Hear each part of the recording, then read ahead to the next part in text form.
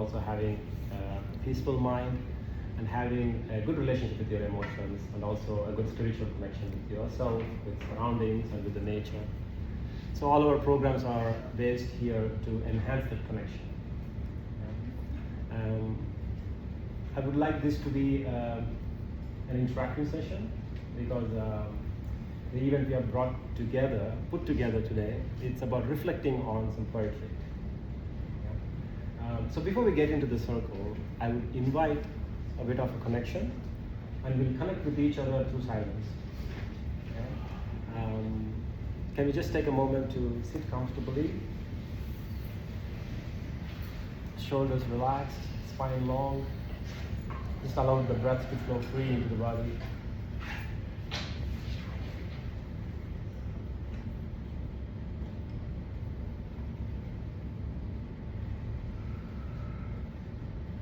Just listening to what's around you.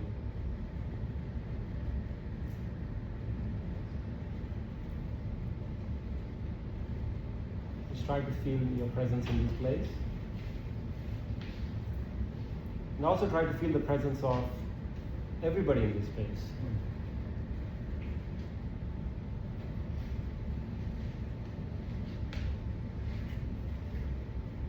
And try to feel this connection with your body, and check if any part of your body is calling for your attention. Maybe you can feel it as tension, pressure, or something inside your body that calls for your attention.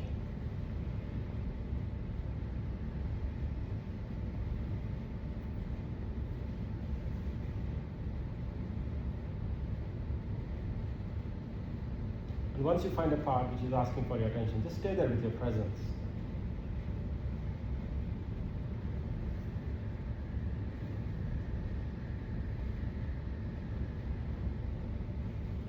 It's not so much about what you are observing, but who is observing. Try to have a relationship with this observer. The silent witnesser, a pure awareness.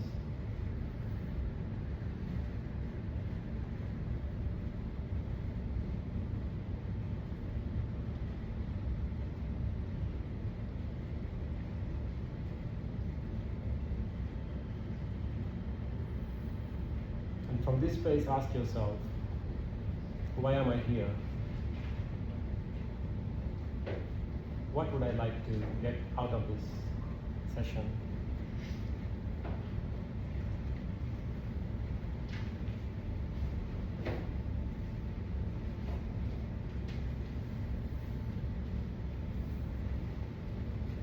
And with the next inhale, take a deep breath.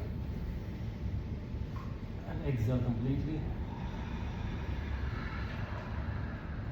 And when you're ready, you can open your eyes.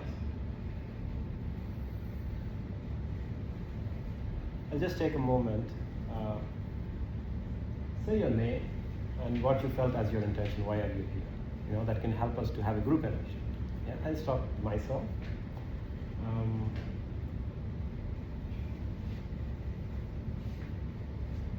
I'm Sundar. My intention is to connect with your true self, what your heart is longing for. Can you go this way? Mark? My name is Mark, and I'm here to have a good time with everyone and connect with everyone. Just share the light with everyone. My name is Sandra, and I'm here to be in community, feel loved, and experience joy. How do you know? My name is Rory. My intention is to connect with my spirit. Alright, my name is Miriam, and my intention is to continue to open my heart and feel the energy of love that is coming through this circle today. Hi everyone, my name is Emma. Yes, I'm here to out of curiosity. Curiosity, very good. And also to hopefully connect with like-minded people, make new friends.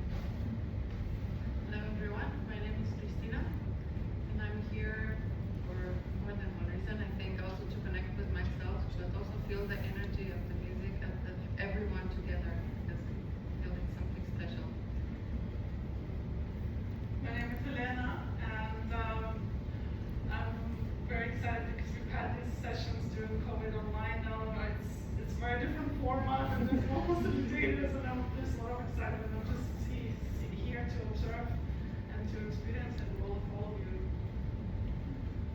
Hello everybody, my name is Saina and I'm just here to be a giver and a supporter of love.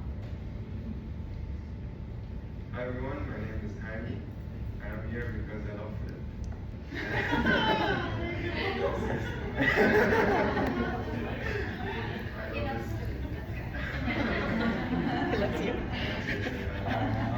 They said it loves Rumi. Oh. Yeah, yourself? We have a fan. I paid him. Yeah. My name is Maggie. Benny. Maggie.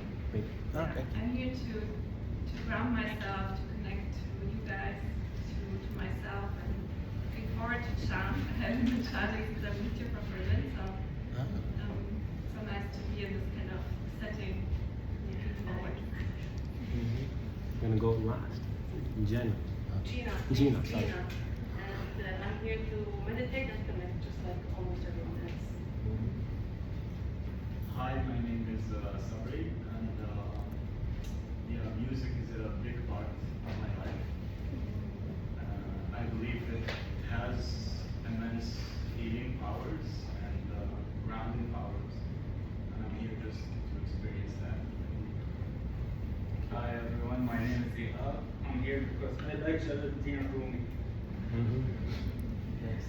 Hi, my name is Tushar. I'm here to listen to poems. Yeah, thank you. And this one? My name is Ahmad. I recently moved from Abu Dhabi to Dubai to Abu Dhabi. That's fine. I'm here because I love poetry and I would like to reconnect with everybody. My name is Ang. I'm here to have a break from work and breathe and enjoy moments. I like Sophie's events. I used to attend more of Sophie's events in Egypt, and this is my first time. So nice to meet you all. My name is Shekhar, here for the music and the poetry. Thank you. My name is Lydia and My name is Paulo. I came to a similar experience a few months ago. I was really pleasantly surprised, so I'm just looking forward to repeating the surprising things. Hi everybody, my name is Alison. Looking forward this evening to getting uplifted. I've had a little bit of a sad day, so I just want to. Hello. My name is Umayma. My spirit bring me here. Thank you. I used to go to Spanish class in Tunisia. I am Sophie. I like the meditations, being involved. So I'm happy to start. My name is Ibrahim. This is my first time coming to this kind of sessions. Looking forward to it. And also told my girlfriend loves it. I'm Natasha, and I'm looking forward to connect through poetry and meditation and yoga.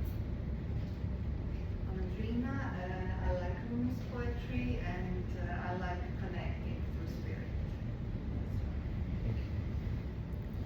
My name is Philip, and I like to sing. And I like to sing to the beloved.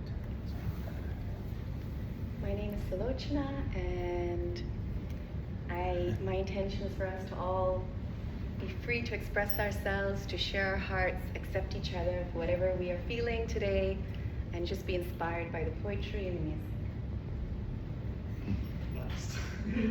My name is Sanesh, and I've always loved the poetry of Rumi. My cousin's a poet, and I performed at Baha'i back in Canada, who did Rumi birthday celebrations. I performed at this 509th birthday celebration, so, and I'm here to accompany these beautiful musicians.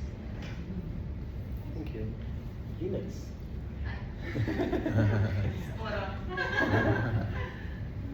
My name is Ines.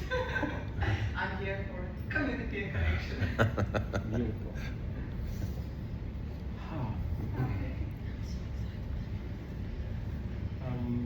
we thought of making a circle, to be honest, but I don't know, with this kind of people, it will be a kind of a circle is a bit challenging, but that shouldn't stop us from involving, but what I'm asking you is to be involved. Yeah. What I believe about Rumi's poetry is there is something hidden in each poem, and everybody finds what they need. The moment you listen to the poem, and then you try to interpret in your own way, and you don't have to be a philosopher, you don't have to be a mystic to interpret the poem, because it speaks to anybody. That's the beauty of the poems. And it's not about right or wrong, it's not about where you are, you have to say the right thing. It's not about that. Just taking a moment to see how does it reflect. What do you think Rumi is saying in this poem? Yeah. So once you hear, if you have anything to say, you can share. Yeah. Or if you want to enjoy it within you, that's welcome. Yeah. And also this Rumi's poetry is mostly about evoking these human connections, and also human connections with their own emotions. Because most of us, we don't allow many situations to be experienced. We don't allow many emotions to come to the surface. And this creates a big block in our energy, because life is here to be experienced. And when you stop yourself from experiencing so-called negative emotions, which are being strongly labeled as, we are not just stopping those emotions, but we are stopping the flow of life. Yeah. So there is something that comes out within us when you hear this poetry. So feel free just to let the poem do its work. Yeah. Would you like to add something to it? I was just curious if anyone has brought a poem, either a Rumi poem or your own poem or a song or anything, just so we have an idea of maybe what will be coming from all of you. I don't know. Hands Anybody? up if you brought a poem. Anybody? Hani brought? Okay. I brought a poem. Okay. In Arabic. That's great. Good. They have so many translations. Great. Okay. Yeah. And Sandra, she has her drum. Okay. Yeah. Awesome. That'd be great. Before we go into the poetry, I would like us to reflect on what do you think it means by unconditional love? What comes to your mind when you think about unconditional love? Is it a story which we believe in? Is it a fantasy? Or is it something that is just a mystical expression? Or is it something that we can experience in life? What comes to your mind when you think about unconditional love? Is there a person? Is there an image? Is there a sentence that comes to your mind? Mother and her baby. Mm-hmm. Acceptance. Acceptance.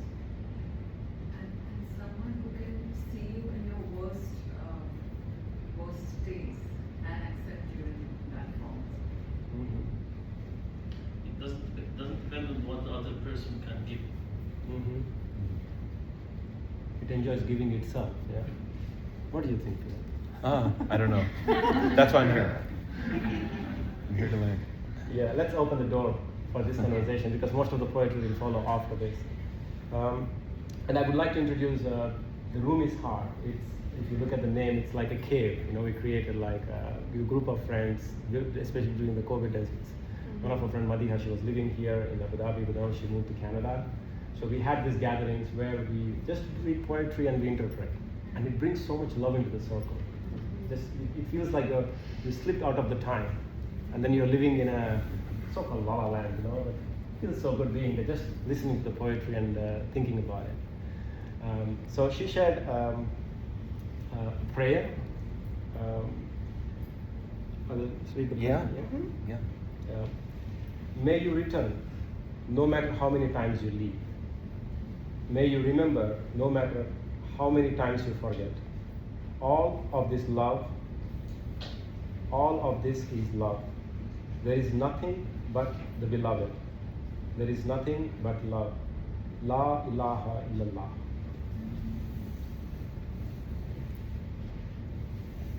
Can you Yeah.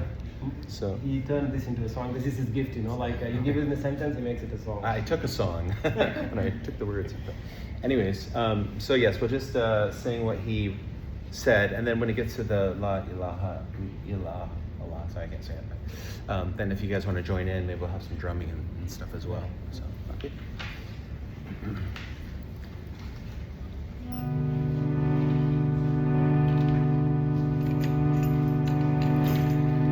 May you return, no matter how many times you leave. May you remember, no matter how many times you forget. May you return, no matter how many times you leave. May you remember, no matter how many times you forget. All of this is love. There is nothing but love. There is nothing but the beloved. Everything is love. All of this is love. There is nothing but the beloved.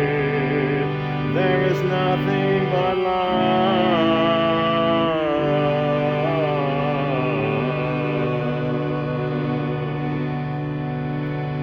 La ilaha illallah, la ilaha illallah, la ilaha illallah, la ilaha illallah, la ilaha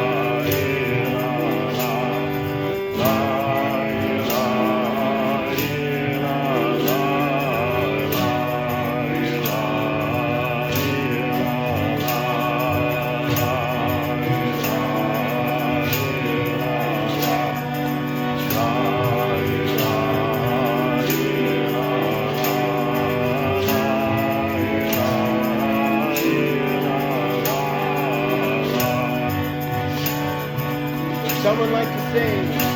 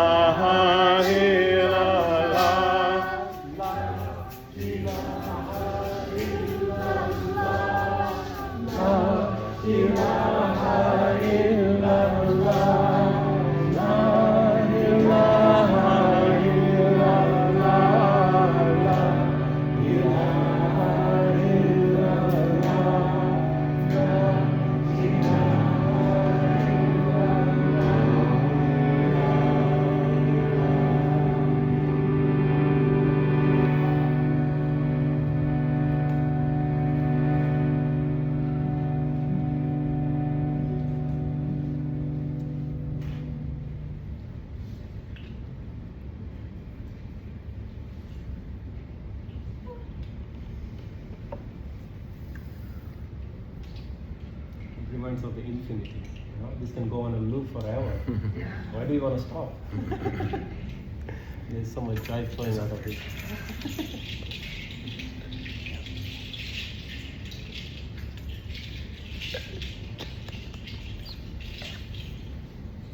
So the next poem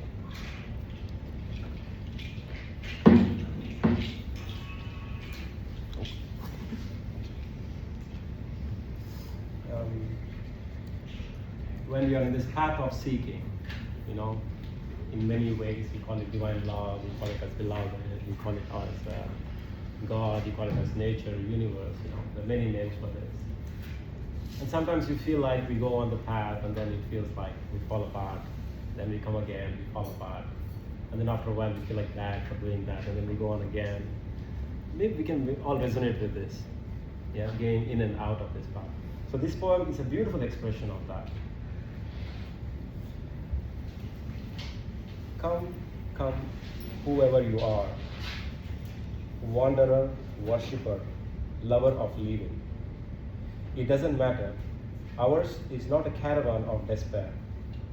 Come, even if you have broken your vows 1,000 times, come, yet again, come, come, Allah. I'll read one more time. Yeah, it's true. Yeah. Come, come, whoever you are, wanderer, worshipper, lover of living. It doesn't matter. Ours is not a caravan of despair. Come, even if you have broken your vows 1,000 times. Come, yet again. Come, come. Does anybody want to say anything about that poem? Any reflections? She has beautiful.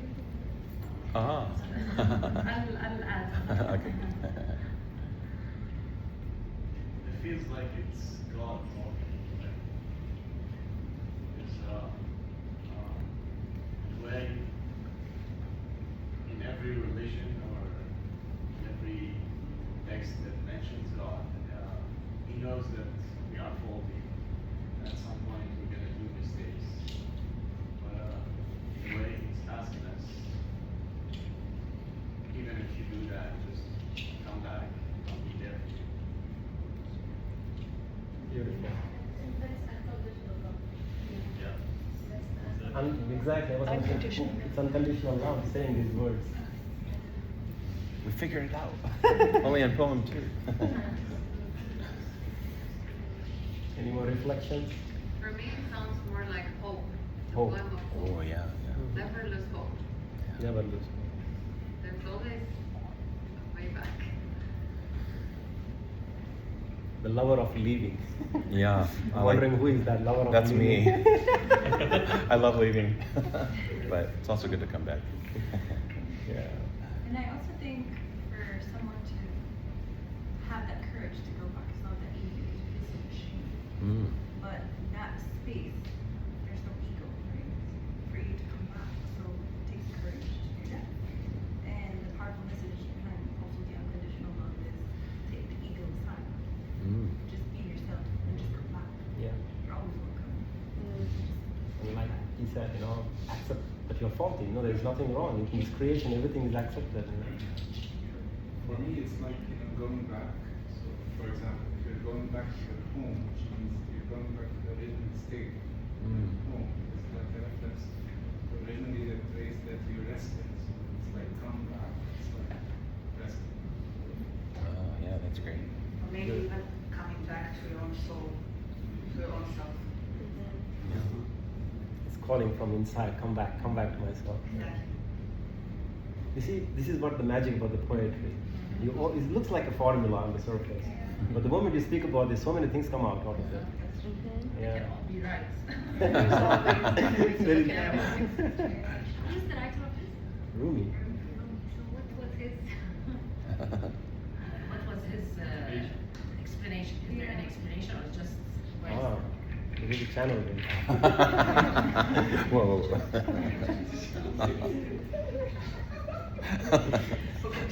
Sign it in, I think. Sign is feeling the presence. Maybe Elena. Yeah, but that's a beautiful thing, you know. This is what even I heard about this. Not just the poems, the artists, even architects. They leave messages in everything, in the way they create. Sometimes you're like, oh, what's that?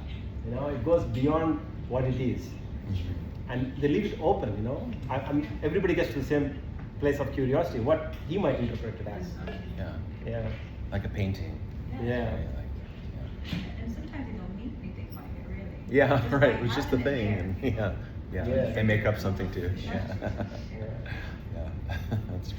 And it speaks in many ways. Come, whoever you are. There is no restrictions there, to be on a spiritual path or anything. Like you have to be so and so. You have to be this. You have to do that. Come, whoever you are. Wanderer, worshipper, a lover of living. Yeah, including everybody.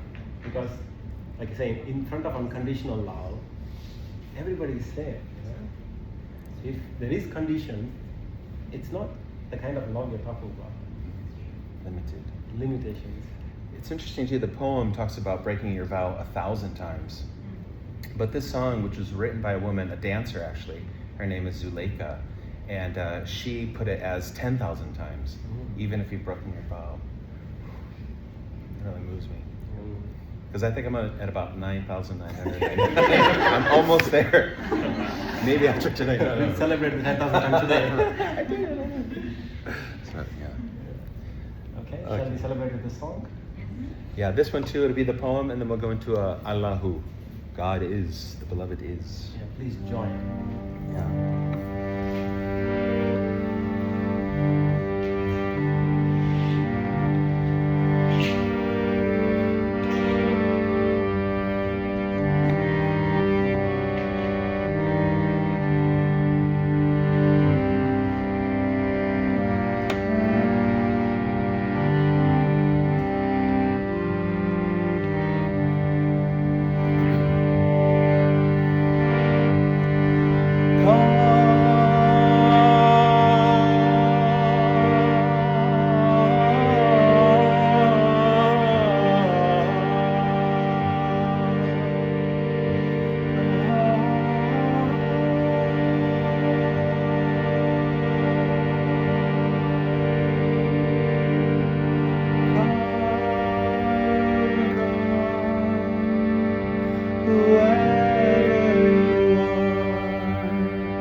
This God of mine has no despair,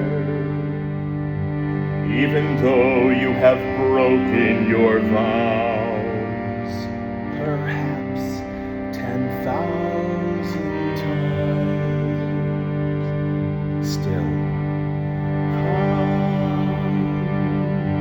come again, come, whoever you are,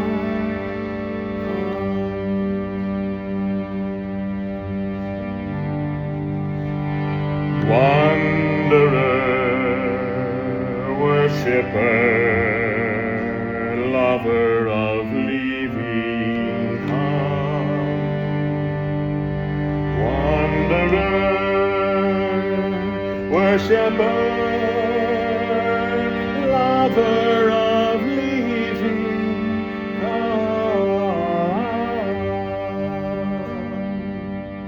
oh, come again,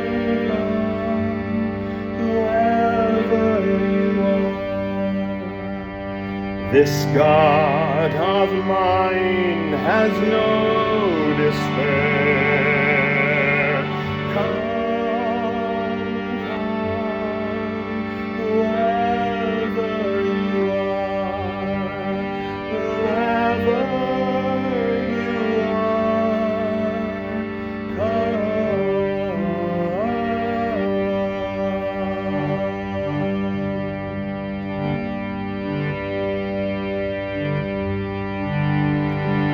Allahu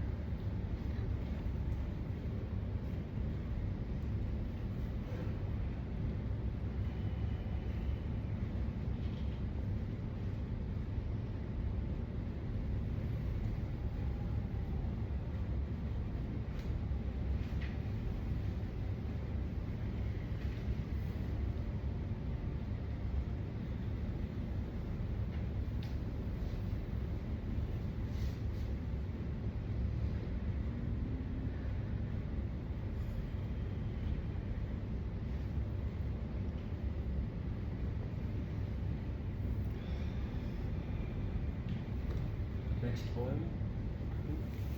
Sorry to bring you back. I'm here. How are you feeling so far? Intoxicated. Yeah. The next poem is beautiful, beautiful, beautiful poem. I usually use this as an analogy in most of my meditation classes about it's about human emotions, living experiences. Somehow as we evolved, I don't know when exactly, but down the timeline of evolution, at some point we categorized emotions into positive and negative. And life took a very big toll after that. We have been trained to run away from the so-called negative emotions and run towards the so-called positive emotions. And feeling helpless when you experience these in the body, and feeling guilty that you're doing something wrong. And it's creating kind of a psychosis in human psychology. The path again is to come back and accept all experiences as living experiences, to welcome them, to learn how to process them, and to share this gift to other people. And this poem is a beautiful reflection of that. Would you like to read the poem? I don't think I am I? Who's Do doing you want me it? to read it? You're a guest house, but I can do it if you don't. The guest house. I am? You're guest Oh, house. okay, okay. Sorry, I thought it was 4. I do. Okay. This being human is a guest house. Every morning, a new arrival. A joy, a depression, a meanness. Some momentary awareness comes as an unexpected visitor. Welcome and entertain them all, even if they are a crowd of sorrows who violently sweep your house, empty of its furniture. Still, treat each guest honorably. He may be clearing you out for some new delight. The dark thought, the shame, the malice. Meet them at the door, laughing, and invite them in. Be grateful for whoever comes, because each has been sent as a guide from beyond.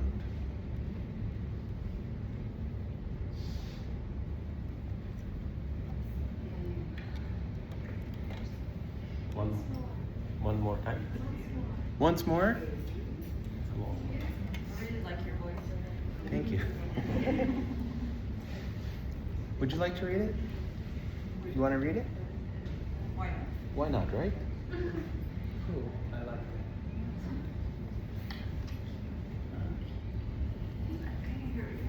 Please bear with me. I'll stay voice, but. Okay. The guest house. This being human is a guest house. Every morning, a new arrival. A joy, a depression, a meanness. Some momentary awareness comes as an unexpected visitor. Welcome and entertain them all. Even if they're a crowd of sorrows, who violently sweep your house, empty of its furniture. Still, treat each guest honorably. He may be clearing you out for some new delight. The dark thought, the shame, the malice, meet them at the door, laughing, and invite them in. Be grateful for whoever comes, because each has been sent as a guide from beyond. Thank you.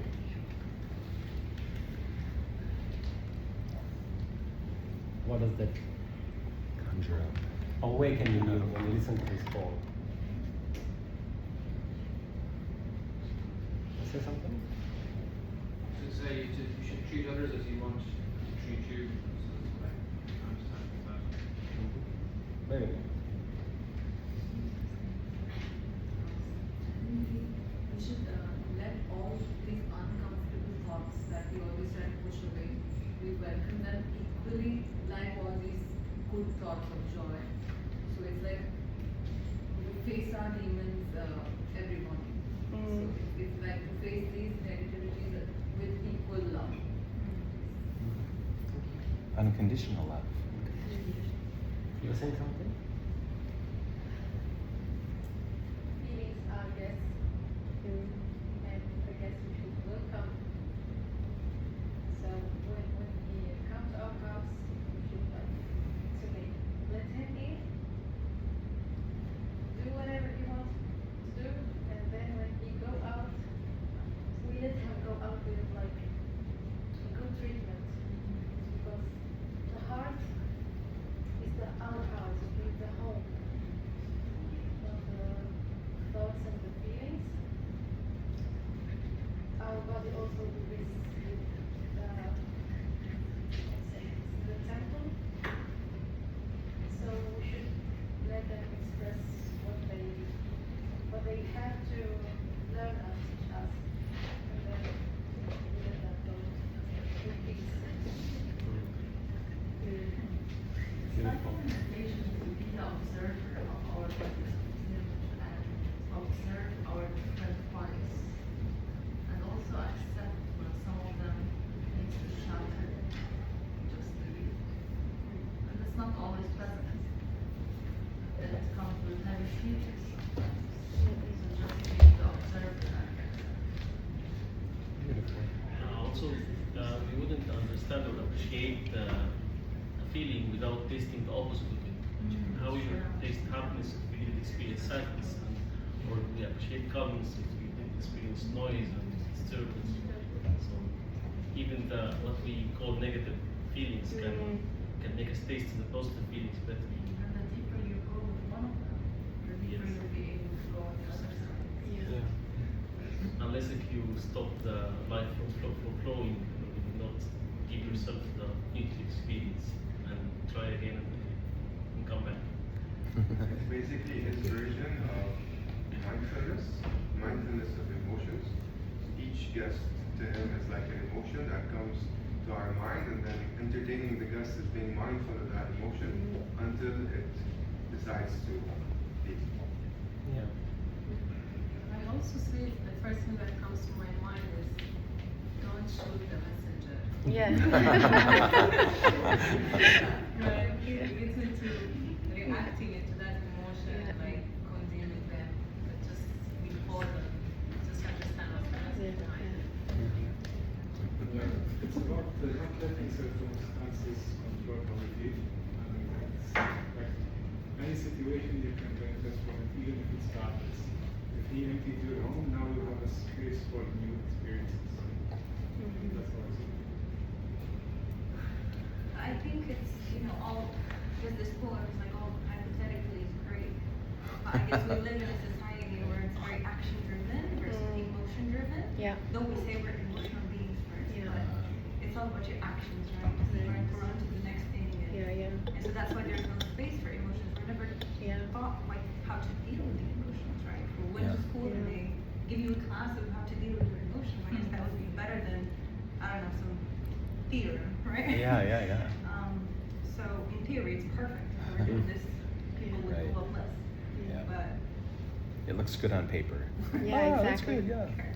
But in practice, it's challenging. When you said when you went to school, I imagined the geography class to be, instead of studying it, traveling the world to learn geography. That'd be nice. Yeah, practical. Yeah, because we will definitely learn about our emotions, accepting others, many other things through travel, rather than reading about it. And interesting, like the name of the poem is Guest House, so it's like a guest is someone who's invited, right? So emotions, I mean, we don't want the anger, we don't want the sorrow, but if we invite them like guests, all these emotions, these thoughts, it's like, okay, well, I have anger over here coming into my house, which is my body. I'm the host. Maybe this anger needs a little bit of a breath, I need to calm you down. You're invited. And a little bit of, maybe I can play some music or give you a bath, or you know what I mean? And then maybe there's sadness. Oh, do we need like some water? Do you know what I mean? But like practically for us, like I need water right now. I'm sad. Did I drink water today? Like maybe that's what I need, like just a moment to just sip some water and just relax. Do I need to breathe? And Do I also need a to? guest house, it's like you're not the You're just staying here for a little bit and then you Sometimes we go. mix, like when I think that I'm the emotion, it's harder to let go of it, or it's harder to observe it, because I think I am the Yeah. emotion. Yeah. And I think we, like, so often it's the resistance, isn't it, to the emotion that ends up causing the pain and causing it to last longer, because we're pushing against it rather than just accepting it, let it flow through and go. That's what makes it stay longer, is that it's like pushing against it. And Yeah. Yeah, like physical pain, you stub your toe and ouch, and then you move on. But with emotional pain, you, you know, you waste the whole day, and then oh, that was 8 hours. Although even for children, right? They have emotions, but they don't hold on to them. Yeah. So you have to start keeping them. So you need to go back. That's my emotion. We start hoarding stuff. Yeah, sorry. But then again, I was saying, and children, they keep trying, but you said the reason. yeah, I wanted to say, of course it is about acceptance, all the parts of yourself, but then again, if you didn't want to experience all the scale of emotions, you would never come here to Earth. You would stay up and enjoy. But here we have the reality, so enjoy also the experience of having the reality. There is a duality in it. That's why I have Netflix. They can feel the emotion. But you see, also he ends the poem with because each has been sent as a guide from beyond. You know, he didn't leave it there. Yeah. And what you said, you know, don't shoot the messenger. But most of the times we feel anger, and then we get associated or identified as saying, "I'm an angry person." But how many of us do we actually reflect on asking, what brought anger forward? And also we have meta feelings. This is I think I came across a couple of weeks ago. Like we have meta feelings about our emotions. For example, if I'm angry because I'm angry. Yeah, yeah. We are anxious because we are getting anxious. Oh, I know. I'm anxious about being anxious. Yeah, so create a loop of this. Yes. And this is what we invite for future generations. Or I'm worried because I'm happy. Exactly. You're worried because you're worried. Yeah. Or are you happy? Even when you're happy sometimes, oh okay, what will happen next? So I'm worried now because I'm happy. Yeah. It's weird, weird. I feel like you can go even beyond just emotion, but just your life situation. How do we embrace whatever happens to us in life, and just be present with it? You know? It's hard. It's hard. But it can help. There's no other way. Yeah. This is a good one. I think we could go on and on with this Yeah. one. There's a lot to unravel. Yeah, exactly. You know, this is. Well, I don't know. Maybe I'll add some more thing. You know, like if you some people they know the chakras. You know, like they speak about this chakra language. The second chakra is usually called as Manipura, but it is translated in many ways. But if you actually look at the literal translation from Sanskrit to English, it's called a city of jewels. The emotions are called the city of jewels. This is where all your treasure lies. If you understand, if you decode these emotions, the life secrets are here. Because the moment you meet a person, this will tell you how this interaction is going to be, you know, how this transaction is going to be. But if we disconnect from this, then we don't connect with life. We become numb. Yeah. The neuroscience behind that is that we have also neurons in our gut. So they say that your second brain is actually right there. The gut, yes. So if you're connected to that, then you can still. But I think also the point for me is about creating space to become aware of our emotions and to realize that they're not defining us. We can control them, you know, to make the right choice, or like not necessarily control them, but allowing them to take us a different path and from there grow and learn. No. Who can imagine how much information you can code into a poem, you know? This is the beauty of this poetry. There's a story too of a monk who was up in the mountains and he'd been meditating for like hundreds of years, and he had a reputation, you know. So the demons were like, we're gonna get him, you know. To heck with this reputation, we're gonna disturb him. So they go to his cave and they're like pounding on the door, and there's like Medusa with snakes, and you know, they're just being as vile and horrible as they can, and they're like coughing up phlegm and all kinds of stuff. And the monk opens the door. Hello, welcome, come in. May I give you some tea? And they're like flabbergasted. They can't believe it. You know, they're like, so they get even more angry. Yeah, would you like a bath? I just ran the water. And yeah. And they're like so angry. And his attitude is just allow, you know? And that resistance, a lot of times there's the anger again, but there's the resistance to the anger. And then it just perpetuates. And that's where the suffering comes from. In Buddhism, they talk about 2 arrows. There's the first arrow, which is just physical pain. You get shot by an arrow and you're like, ouch. But the second arrow is the me that claims it and, you know, now makes a story about it, and that shouldn't have happened, and it shouldn't be this way, and, you know, I'm angry at the guy that shot the arrow. So that's where the suffering comes in, is the second arrow, actually. But yeah. But I was thinking also just quickly, like actors, you know, she's an actress, but actors love to feel emotions. Isn't it interesting? You know, they love all the angry parts and the sad parts, and they call it juicy, you know, like this is a juicy part, you know. They don't want to be an actor just to sit there and, you know, hi, how are you? I'm the butler, you know what I mean? They want the juice, but it's interesting because it's also not their emotion, so it's like safe. They can feel all of that and throw things and cry, and then they go home and they can let it go. But for us, it's just, I don't know. We like live it, we said, identify with it. Yeah, we identify with it, and it messes our idea of ourselves. They become full-time residents. Yeah. Without paying rent. I think we can be actors in our lives as well. Well, we are. We are. Yes, we don't know. It's all a place. I don't know what you're saying, but you may have.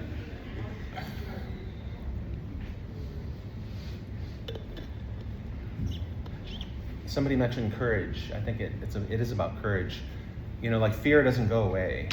If you want to be brave, you actually are afraid when you know, go into the fiery house to save somebody, you know. It's not that, oh, I'm going to be peaceful and then save people. No, sometimes you're just like, it's full on. And the courage comes up from somewhere, you know. I've got to do this. I've got to meet this life circumstance, you know. Otherwise, you can just sense that it's not going to work out well, you know, if you just sort of sulk.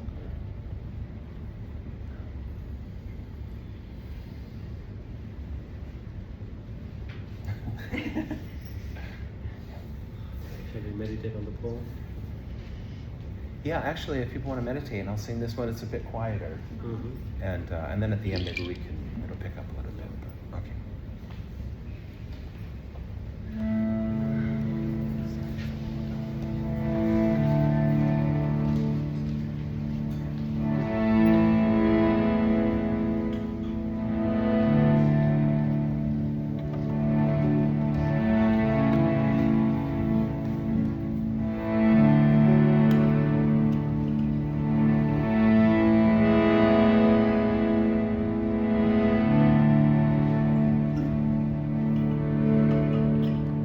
This being human is a guest house. Every day a knock at the door. Joy, sorrow, shame, and yearning.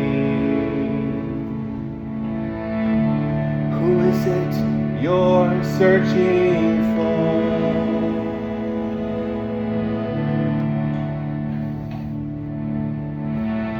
Open the door, let the guest come in. Open the door, let the guest come in. Each one is sent by the friend. Open the door, open the door. Crowds of sorrow sweep through the rooms, emptying all you adore. Still bow to them like royalty. they cleanse you for something more. Even the darkness, yes, let it in. Even my shame, yes, let it in. Even despair, yes, let it in. Even my rage, yes, let it in. Be grateful for each visitor. Guides in disguise, they appear, sent from the realm of the unknown, to carve out a space for you, my dear. Open the door, let the guest come in. Open the door, let the guest come in. Every sorrow is a messenger of love. Open the door, open the door, open the door.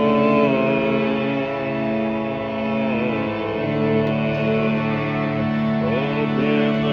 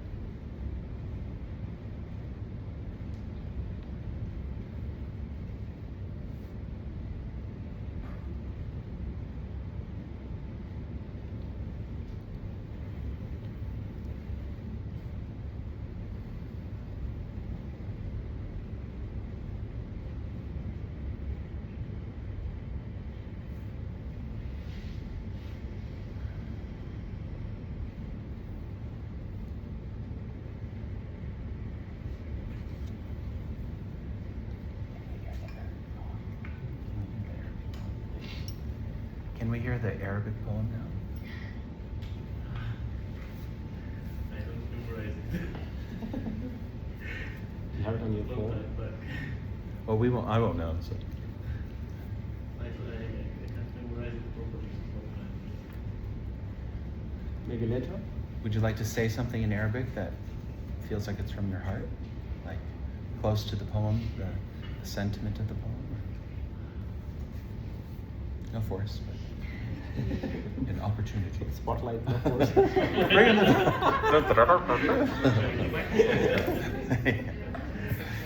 We're going live. No pressure, take your time, 1 minute.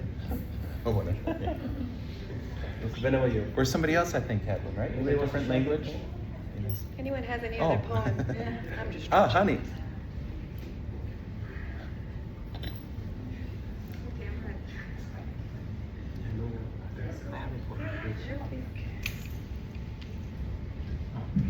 So,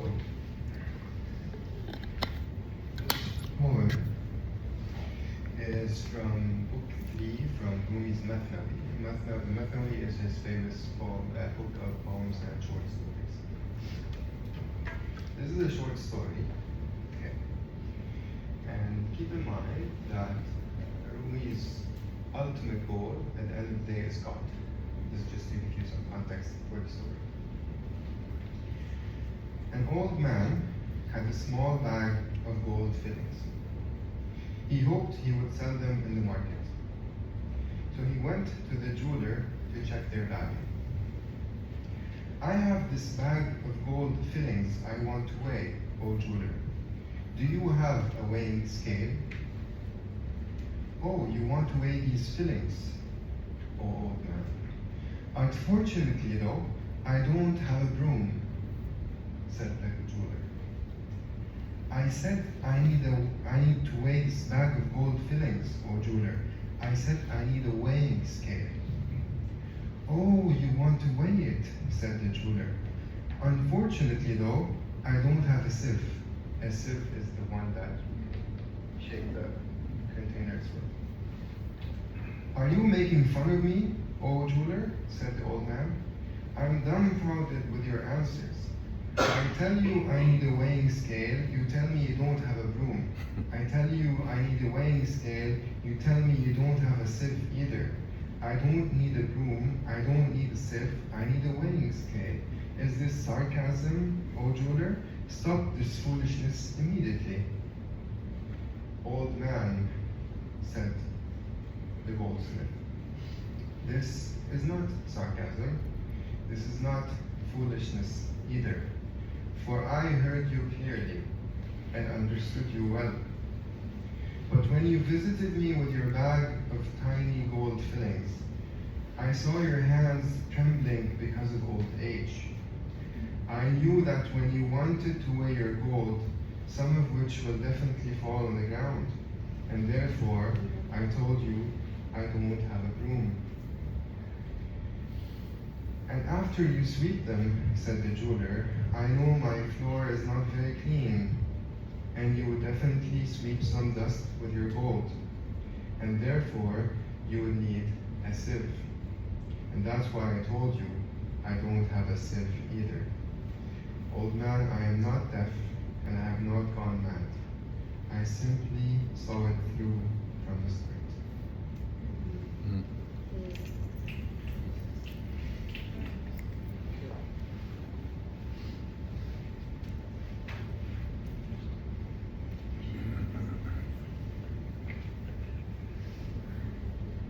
That's beautiful. Thank you for sharing that.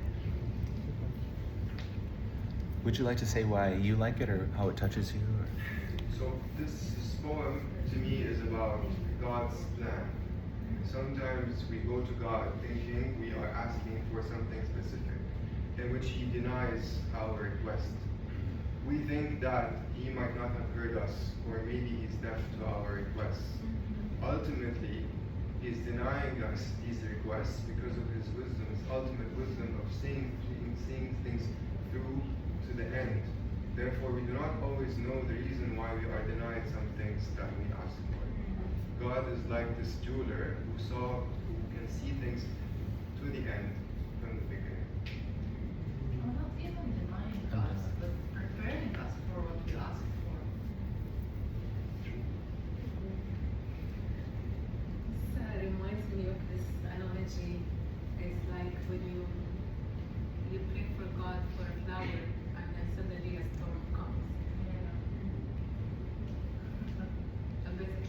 to cry, you need the rain. Exactly.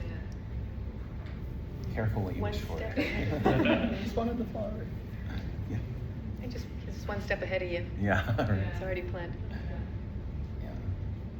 Yeah, that's true. Yeah. Yeah, we think about one thing, right? But there's all these other things that are connected to that. The big picture. I have a poetry in Arabic, but it's not me who wrote it. But I really love it. It's by a Egyptian poet called Farouk Guida. I'll say it in Arabic and then I can translate to my best. He's saying لماذا أراك على كل شيء كأنك في الأرض كل البشر كأنك ضرب بغير انتهاء وأني خلقت لهذا السفر إذا كنت أقرب منك إليك فقولي بربك أين المفر. So he's saying, why do I see you in everything? As if you are on earth all the news. As if you are an endless road. And I was created only for this travel. If I'm only escaping from you to you, in the name of God, please tell me, where can I escape? You can't. Inescapable. Can I read a poem? Yes.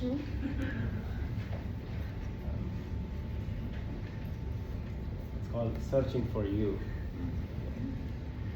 In the moments I am lost and alone, I search for you. And when you appear, I realize the loneliness was your call for prayer. My most difficult times are not when hope is slipping away, but when I forget to remember you. When this child cries, it's not for relief from the pain I carry, but for you to come to me, for you know what I need. All my life I was looking for you, beloved. Now that you are here, I wonder, where was I all this time?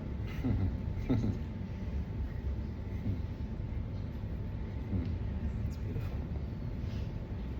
Yeah, where was I? That's beautiful. That's Rumi, yeah? Me? That's You? Sundar. Mama? That's Sundar. Oh. This morning. Oh, wow. Mashallah.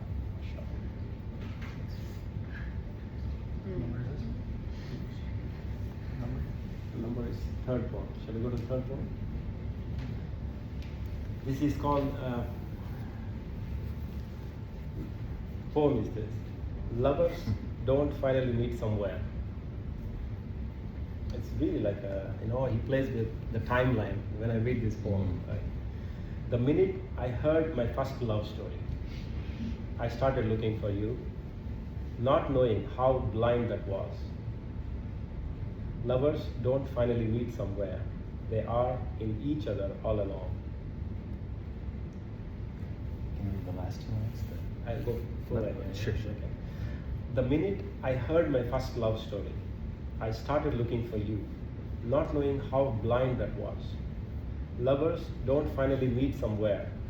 They are in each other all along. It's like playing with the mind, It's like the moment I heard my first love story, it's like, who is telling me my love story? I started looking for you. Not knowing how blind that was. Lovers don't finally meet somewhere. They are in each other all along. What do you think? It's very universal.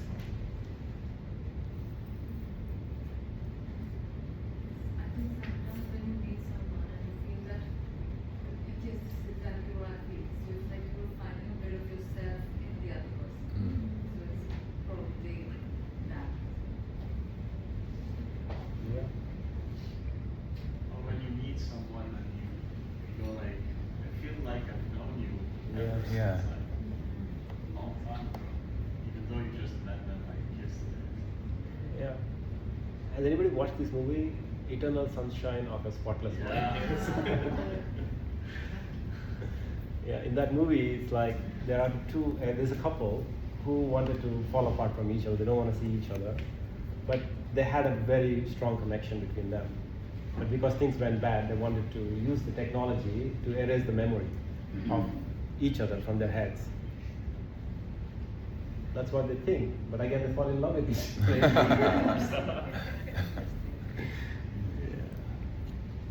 Also, when you want to hold on to something or someone you love, and you feel like you need a physical space, or you need the person in the same space, but it's not about the physical space. You're Yeah. Sometimes we think about like we look like from here. This is my projector. I see from here. This is my life, and we all have our own lives. We see life like different projectors. Imagine like throwing their own screen, like you're looking at your own reality. But if you look at the life as such, we all appear as an expression of life from this earth. And everything appears, eats the earth, goes back into the earth. Yeah? But somehow, in human beings, so to say, there is this illusion that this is my story. This is my story. I need to make a story. I need to make a living. I need to thrive. This is the god of delusion. We don't know. This has, like you say, it's a gift. It's a curse at the same time. Because of this uniqueness, we create so many things. We express things in many ways. We claim. We own. We go in a different direction. But it's also a curse because we carry the burden of being myself. How heavy it is to think that on this planet, to survive on our own, to forget that we are a part of the earth. And you know what's funny? Science has proved that most of the stories we create is 50% wrong. Only? Only? Yeah. That is something wrong. I think majority of it. Yeah. But this is a delusion we live in, this individuality we create. We always think that I am making a choice, I am making a choice, I do this. But when you think about things from a holistic way, like everything is one, we are just expressing life through what's happening to us. And if I make a choice, or if a person comes into my life, why do I think that I made a wrong choice? Why do we own it? Nothing is coincidence. There is no coincidence. Yeah. There is no coincidence. Coincidence being here is written. I believe that. It's destiny. And sometimes, like, I saw you, I felt already that I know you. Yeah. So we're connected. We're a soul family. So God put us together here. It's not just men and women love. We are love. We are one. We're connected. Yeah. Yeah, if you remove love out of the equation, it doesn't make any sense, living here. I mean, to think that we all collectively had an intention today, and this is it. We're fulfilling it right here, right now. It's a manifestation of all our intentions right here at this very moment. There's no could have, would have, should have. This is it. Yeah, and in a way, everything is meant to happen the way it happens. For example, my flight was today, and it got delayed.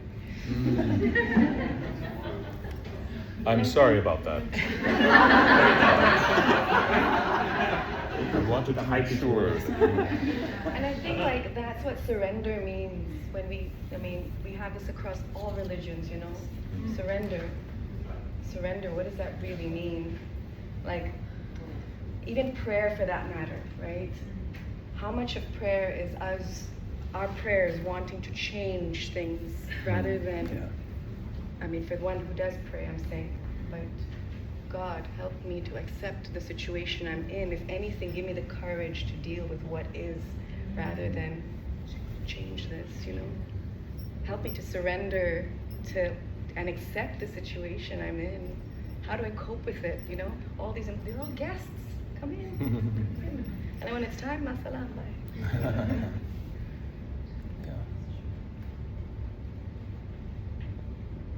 And especially these days, we want to push a button or take a pill, or we just don't want to. We want to escape, don't only we? perfect, we don't want these things. Yeah. We think like, spiritual life is like Do you know what I mean? Like escaping it, but it's like we're in this grind. We're living in like one of the countries that have the biggest rat race. You know what I mean? Like, can we live here, accept it, and still find that balance? Go through all those emotions, and then, do you know what I mean? Like, live with it. What's the quality of life? I think, right? Quality too. Yeah, like.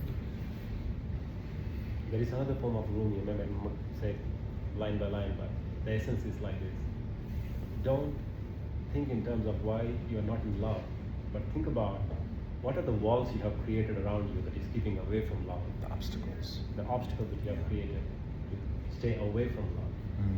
Yeah, these are the same conditions and the strings that we put to prevent us from coming back, right? I come back, we live 9,900 times, come back, right?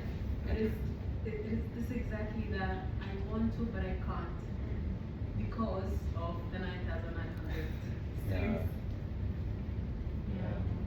We put many rules to accept love. We put many rules for love and hate each other. You know, so if this person did those 10,000 things, then he hates me. And if he did those 10,000 things, then he loves me. Conditional love. Yeah, why just not accept it? Like, it's love. One of our teachers that we like, well, actually, I don't know if you follow him. Anyways, he says, love is not, unconditional love, it's not the word love that bothers people, it's the unconditional part. Because if you really think about what that means, it's just anything, you know, like everything and anything is like, and that's, huh? Yeah, so it's fiery, it's fierce, that love. And maybe humans aren't capable of it, but I guess that's the love that God has, you know, as extensions of Him. Just yeah. Again, coming back to unconditional love. Where are we on that line? And in each moment it changes too, right? You have a good day, bad day. Like, oh, I love you the next day. Don't call me. Yeah, the monkey mind.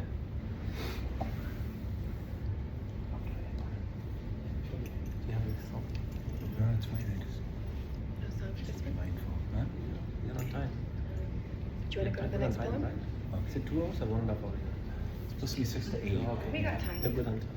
What's our time? So the next topic is what is time? Oh. It's an appearance. I'm glad everybody responded to laughter, you know? One of the biggest jokes of our century. Time. Who invented now time? o'clock. Raise your hands. Should we go to the next poem then? Poem number 5 or 4? That's what I read now. Poem number 3 is done. Mm-hmm. Yeah. This is poem number. Oh, out beyond ideas of wrongdoing and right doing. Oh, that's my. You're going to read that one? No, no. Poem 4, you, right? Oh, you're number 4? I'm number 5. Oh. Okay, I will take number 4. You're number 4. Go Would you for like it. this? Or you have? Are you going to sing? Well, it's a little bit different than the song, but you can read it from here if you want. Do you have the poem? Oh, that's. I put it on one thing, but I don't know. A great wagon. Oh, yeah. Great wagon. Yeah. You know, okay, yeah. I have this vision in my mind, but the wall is still empty, you know, to write this poem on the wall. Oh, wow. Yeah, really. This is because it carries a lot of depth for me. When I each time I read this poem, it takes me into a space.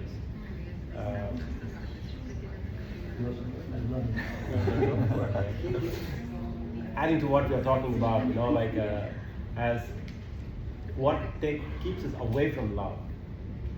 What are the things that we have built around ourselves to stay away from love?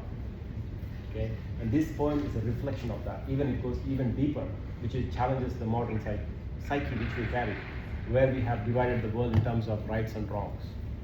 But whereas it is just life exploring itself in its innocence. Life doesn't want to harm the other. Life doesn't want to destroy the other. It's a dance. It's a dance of the life. You know? But somehow it's the perception that changes this dance into a fight. So this poem, it's a kind of it awakens so many things. I want to see what comes out. Yeah. Okay, so a great wagon. Out beyond ideas of wrongdoing and right doing, there is a field. I'll meet you there. When the soul lies down in that grass, the world is too full to talk about. Ideas, language, even the phrase each other doesn't make any sense. The breeze at dawn has secrets to tell you. Don't go back to sleep. You must ask for what you really want. Don't go back to sleep. People are going back and forth across the door sill where the two worlds touch. The door is round and open. Don't go back to sleep.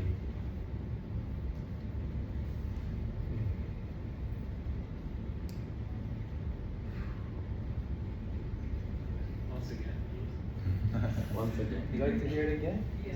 Okay. Out beyond ideas of wrongdoing and right doing, there is a field. I'll meet you there. When the soul lies down in that grass, the world is too full to talk about. Ideas, language, even the phrase each other doesn't make any sense. The breeze at dawn has secrets to tell you. Don't go back to sleep. You must ask for what you really want. Don't go back to sleep. People are going back and forth across the door sill where the two worlds touch. The door is round and open. Don't go back to sleep.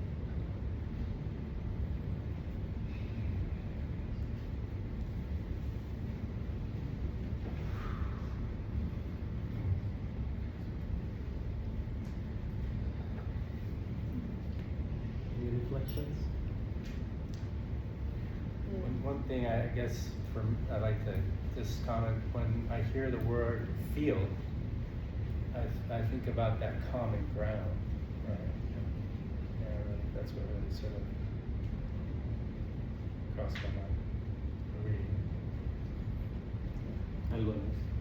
I think the field that Rumi is talking about, that is beyond right doing and wrong doing, I think that is the field of love. I think he's saying, just ask for love. You don't have to worry about doing what's right or what's wrong. Just come here for love. Mm-hmm. What I think, what speaks to me is that, like, for those who practice meditation, maybe they can also resonate with what I'm saying, is the moment you start observing your body, and then once the body settles, and then you go observe the energy, and the energy settles, and then you observe your mind, and the mind settles. There is just pure awareness. Yeah, and that is what I see. This is a field. Like when you go into the mind, this mind has an Excel sheet of right and wrong. But then when you go beyond the mind, there is just pure awareness. It's like a field. And when you see from there, it's all God's creation. You want to call it God, you want to call it as nature, you want to call it as universe. It's creation. And it's a dance that's happening right in front of you. If you don't look through the lens of right or wrong. And that's the space I resonate with when he's saying, this world is too full to talk about. Ideas, language, even the phrase each other doesn't make any sense from there. Yeah. The breeze at the dawn has secrets to tell you. Don't go back to sleep. The sleep again is this coming back into this drama, being unconscious, patterns of looking at the world. You must ask what you really want. Don't go back to sleep. People are going back and forth across the door sill where the two worlds touch. The door is round and open. Don't go back to sleep.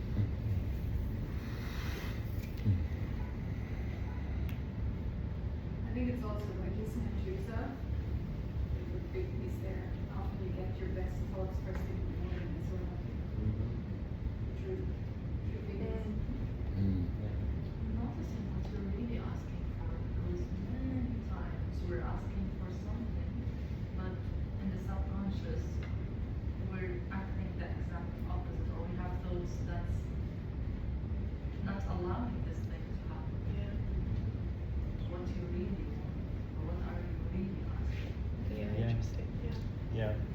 idea is, when the life comes as an expression through you, through me, it comes with a unique way of expression. But somehow down the line, this unique expression is compromised, it's changed, it's conditioned, it's taken away from its path, and we live a life far away from what we are designed. And then the journey back home. Okay, I want to remove all the things that I'm doing for X, Y, Z, and I want to do things just because this is what I can do. Coming back home. Yeah, I think when I heard you say that, I heard, a lot about needs and making our needs known. And one of the things about violence, one of the things about conflict, it's really a tragic expression of needs. Right? So what is that behind? Yeah. Unmet needs.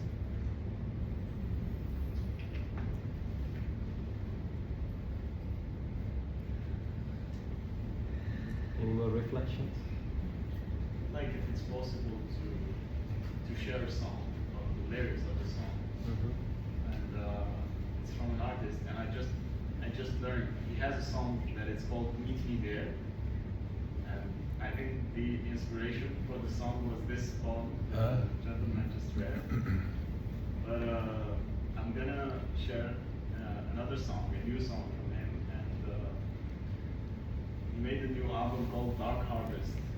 And what he defines by dark harvest is the things we learn while going through hardships.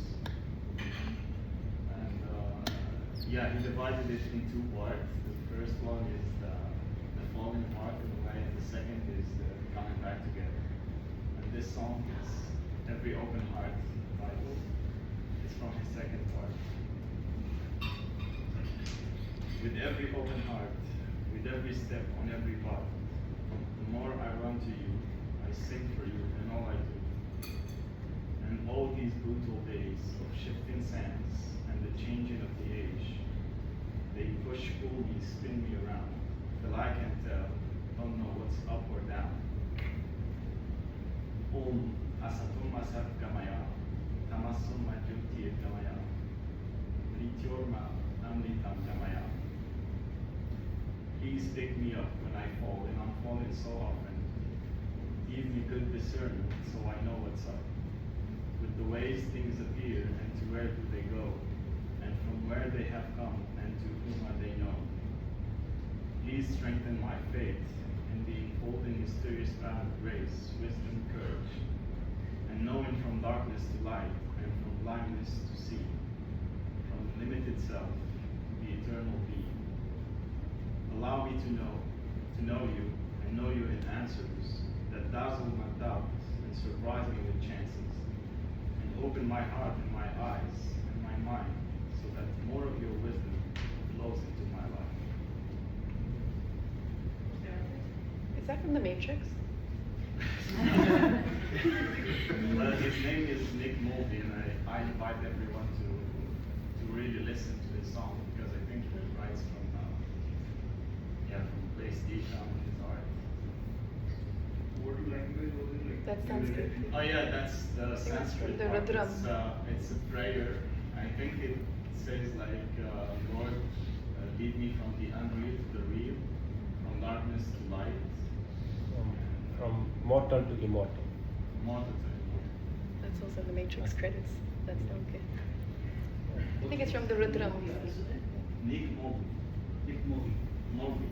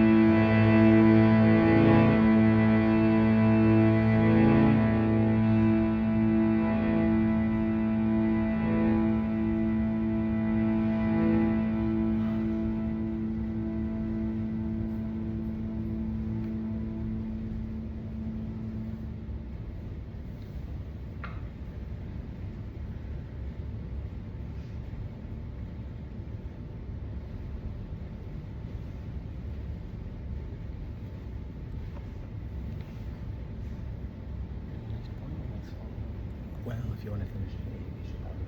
Yeah, what should we do last one?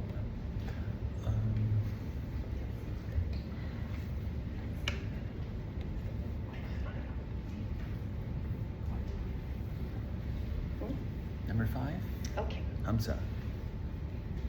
I'll just read this poem, Only Breath.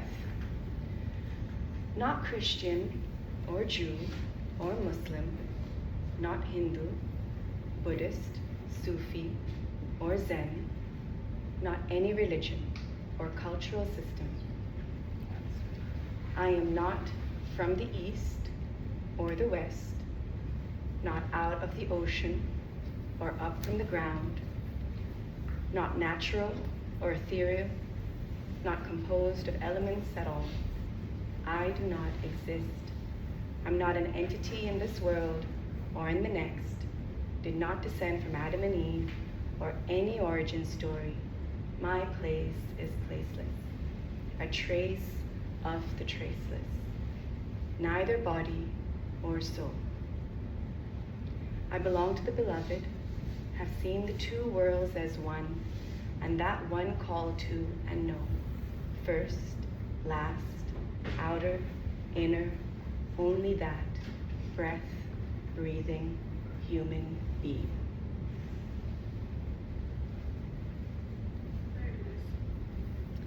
Now before we share about our thoughts about this poem, I'd like to just do a little activity with you guys, okay?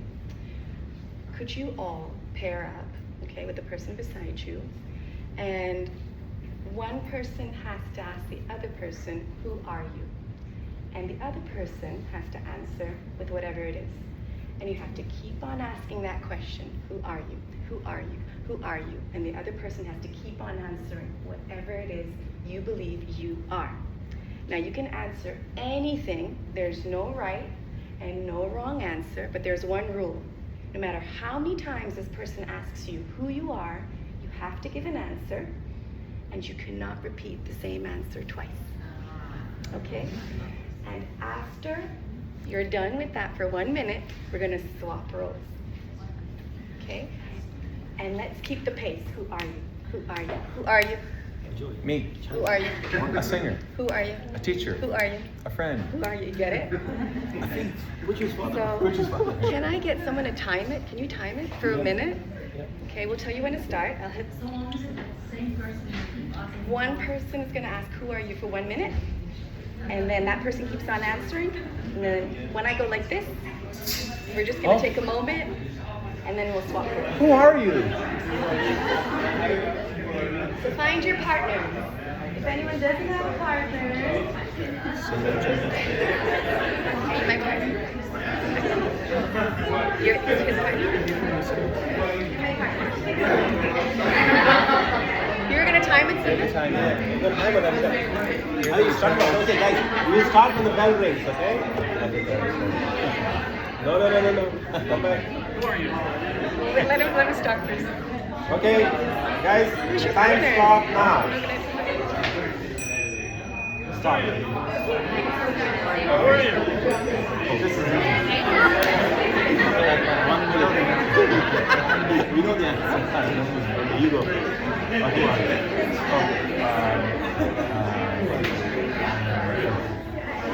are you? I'm a secret. Who are you? I'm a son. Who are you? I'm a father. Who are you? Who are you? I'm a musician. Who are you? I'm a student. Who are you? I'm a secret. Who are you? Who are you? I'm everything. Who are you? I'm nothing.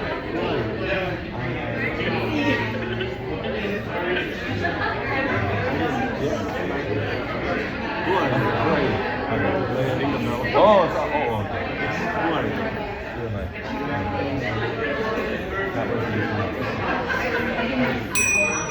1 minute.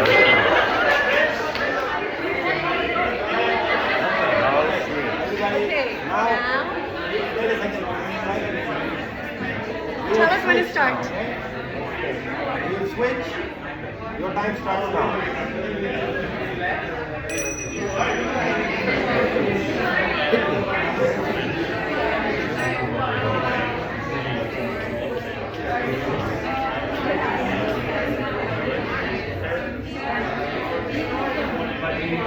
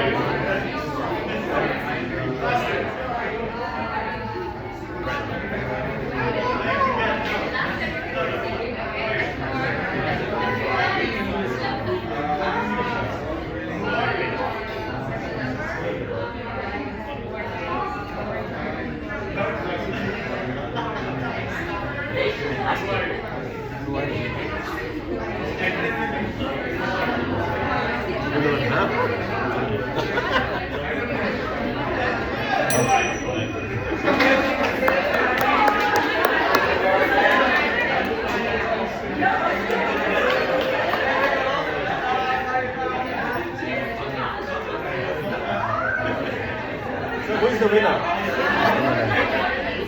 All of us. It's like birds, like, yeah. It's like birds, you know?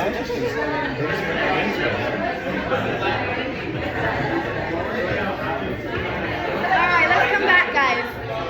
Order. Order.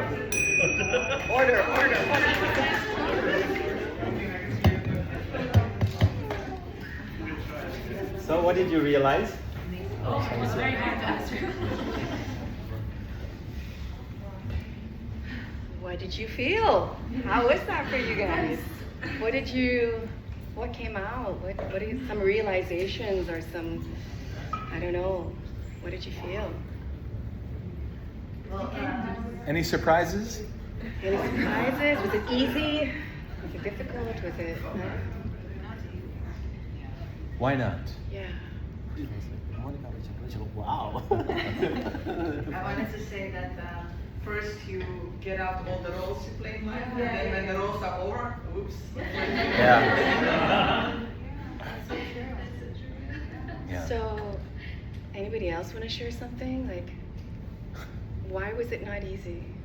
Well, it's so funny because exactly what she said. I feel like whenever you ask someone to define themselves, we think of all the roles that we play, because that's, you know, the norm, right? So father, sister, brother, whatever. And you tend to forget yourself in that whole mix, and you see with empty nesters, right? So when the kids are gone, like just an example, right? They're like, what do I do with my life? Yeah. No longer a mother and a father, so what do I do? And then they try to catch up on life in their 60s, which makes it look harder. So And they buy a Porsche. Okay, or that, exactly, existential crisis. It's like you had an identity, you have an identity, but we tend to just go through the motions and forget who we are. So this begs the question of who are you really? But we never stop to think of it. Who found that, like, after you finished all your roles, what did you end up saying after that? I said no, Did you? nothing. And then after? But like, did someone keep on going every time someone asked them, who are you? Because that was you were supposed to. So, what did you say after that? Creative, so I started creating stories. I say that I see looking for a star or that. Yeah. I think I went on things that describe me. Yeah. Like descriptive. Adjectives, right? Yeah, me too, yeah. Or things you want to be, not necessarily that you are. Yeah. For That's me, true. the last one was the most, sorry, what you were saying? I think after we describe what we actually are, we start saying what we either want to be or what we are looking for. This is what I mean. Or who we think we are. For me, it was intense and deep at the same time because, like, I discovered that I have so many identities. You know, like, also stories, like maybe some old stories. It was a revealing exercise. And we thank God when you ring the bell because I don't want to go deeper than that. But imagine if we had to play this like endlessly for like, I don't know, even 5 minutes, and the objective was to find an answer each time, right? Not even find it, but to spontaneously say it. We'll probably just end up getting creative, right?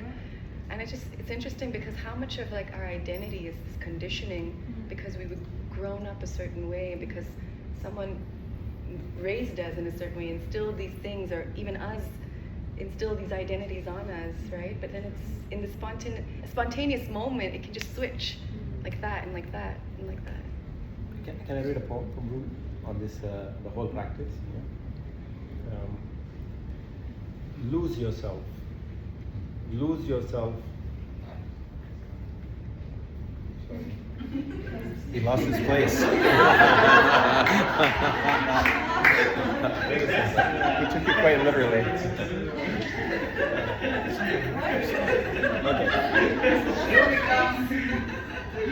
Lose yourself.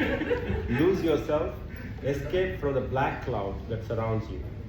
When you see your light, your own light, as radiant as the full moon, now enter the silence.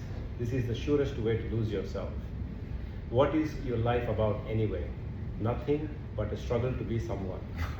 Nothing but a running from your own silence.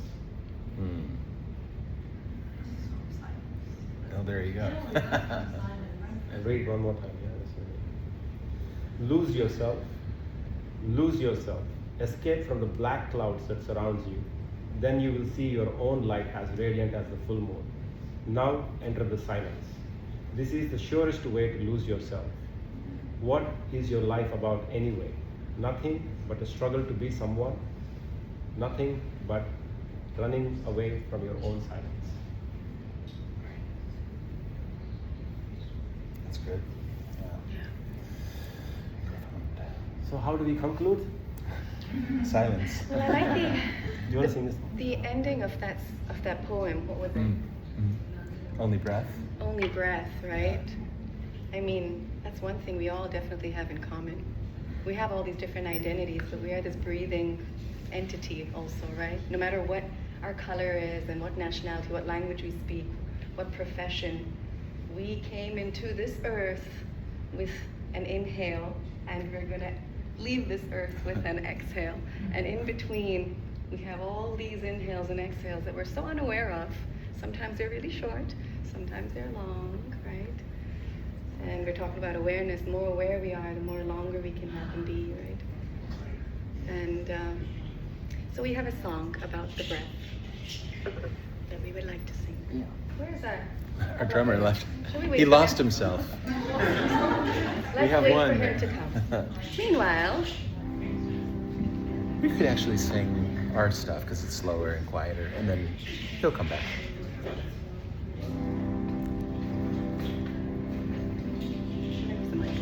should I get the mic?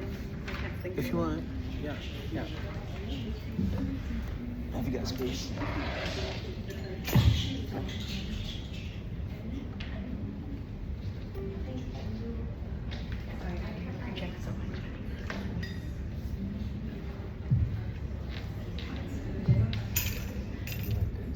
Oh, I can. Mic check. Mic check.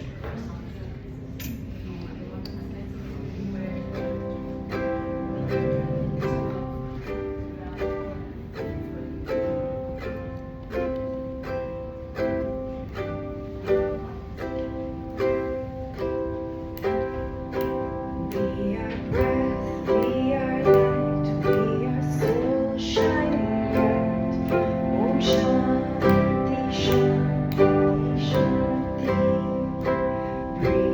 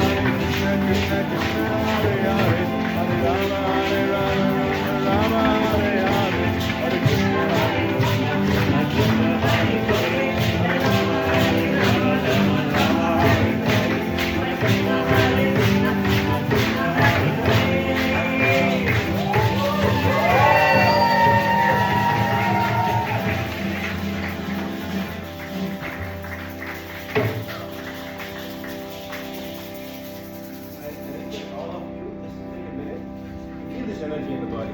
Whatever you have created right now, it should feel in the body.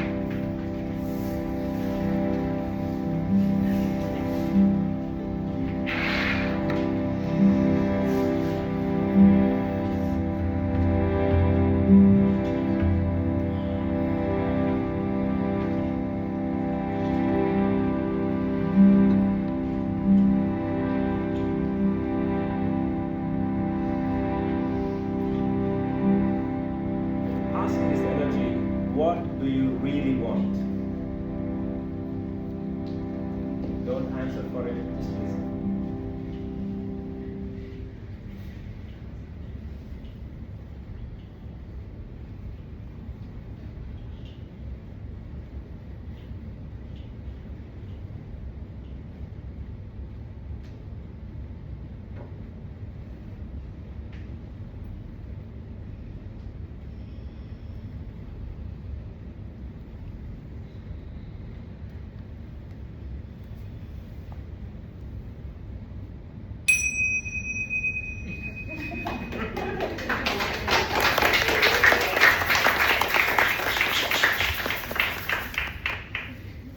That was beautiful.